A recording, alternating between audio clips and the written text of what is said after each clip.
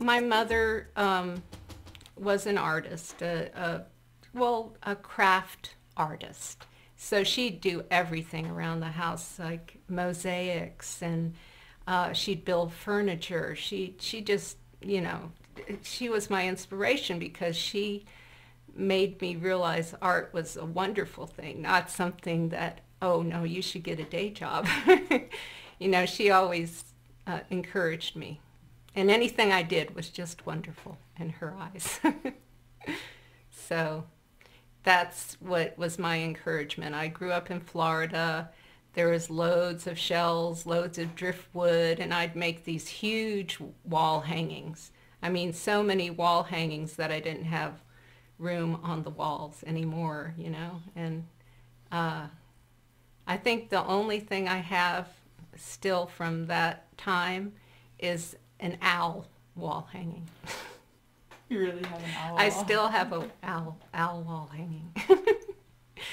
But like I said, everything else has gone the way of garage sales. Any kind of idea that I want to pursue, I just try to work it out like it's an engineering kind of thing.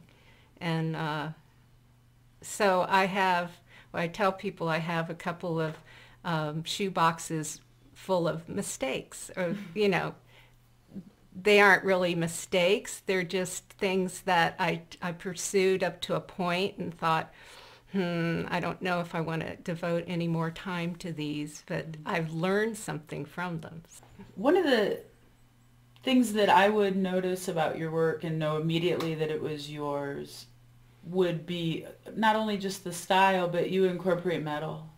So you do some mixed media. Can you talk about that a little bit? Well, I took a class at the local community college just to learn how to work with metal, just so I would have components, for my designs, because, you want to be able to make what you envision instead of just what's available.